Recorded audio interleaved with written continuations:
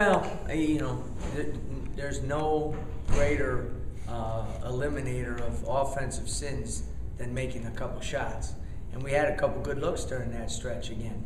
What you can't do is you can't have 3 turnovers at that particular time. Those two can't go together. And unfortunately, that's exactly what happened during that stretch.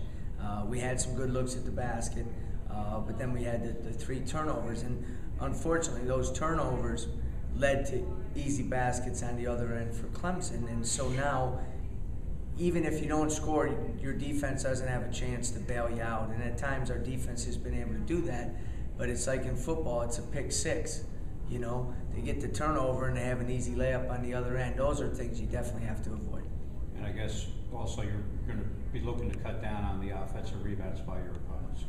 Yeah, I thought the first half, Clemson took it to us on the glass. I thought in the second half we responded well to the challenge that was laid out during halftime in terms of controlling the defensive glass. And at the same time, Clemson had a couple big ones. Even though they only had 3 in the second half, I think they had 2 big ones in the last 5 minutes. And those are sometimes, mistakes made due to concentration or overhelping, and those are situations that we just need to tighten up. Coach, you talked about setting the tone. What kind of tone with this team do you think you guys need to set against Virginia? Is it kind of different by opponent, or? A little bit, but we have to make sure our defensive stops when we get them, that we end them with a rebound, and then we get out and run the ball and be aggressive right off the start while being poised and composed so we take care of the ball. The thing you have to do is you have to make sure you have a quality possession every single time. You cannot have wasted or empty possessions against Virginia or anybody in this league. And when we've had them, that's what's put us in some trouble. You had said your energy level during the game, there's some peaks and valleys. Are those valleys getting smaller? Yeah, in terms of evaluating, I think there was only one game that we weren't as aggressive or we didn't play with the energy level throughout that we needed to.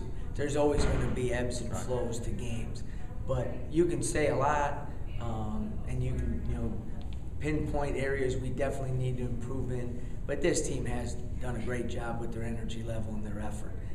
Again, we're going to make a lot of mistakes. You have that with younger players. You have that with where we're at in this process right now. But the one thing that has to remain consistent is our effort and our energy level. And I think we've done a good job of that. When teams look at you and say they're 1-5, 1-6 on the record, is that record deceiving for a lot of teams considering where you guys have played? Well, I think they'd have to answer that. But yeah, I think so, because there's no question.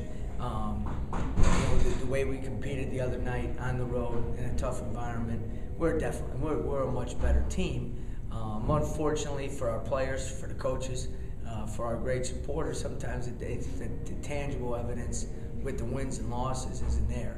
I think viewing it, there's no question about it. But at the same time, you need to finish that off with a win, and that's the step, the next step we need to take. We were 4 steps away from that before, so now we're much closer. I haven't seen any tape, but how much is Malcolm or Evan, or the 2 local kids getting a lot of time for them?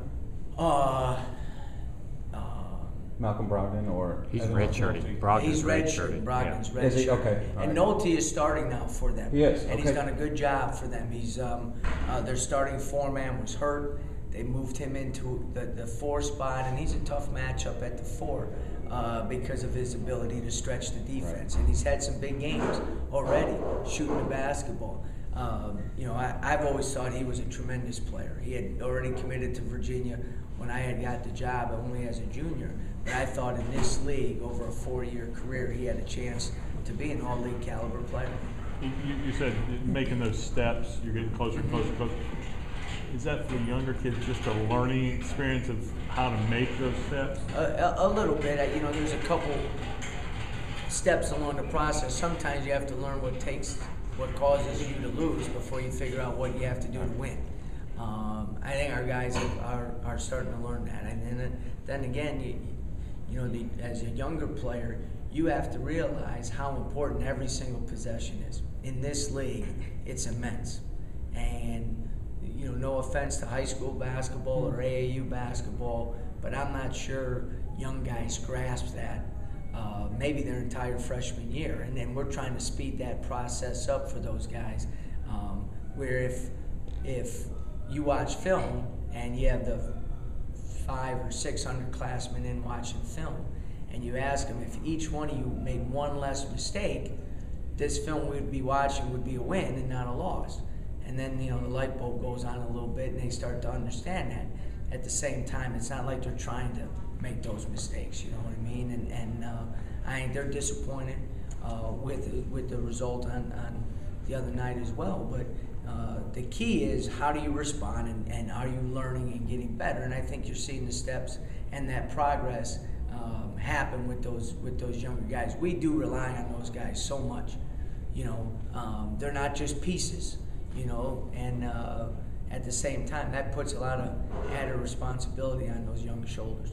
I know Sunday after the game, Super Bowl Sunday. Right. 2 things for you: a prediction, and what do you do after the game? Will you look at the game, or will you look at your highlights of your game? I'd love to be able to watch the Super Bowl, Right. but we have such a quick turnaround with Florida State on Tuesday. I'll be watching our game, taking notes on that, and then getting ready for Florida State.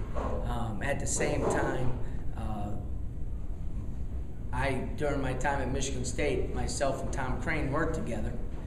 Tom Crane's wife is Joni Harbaugh.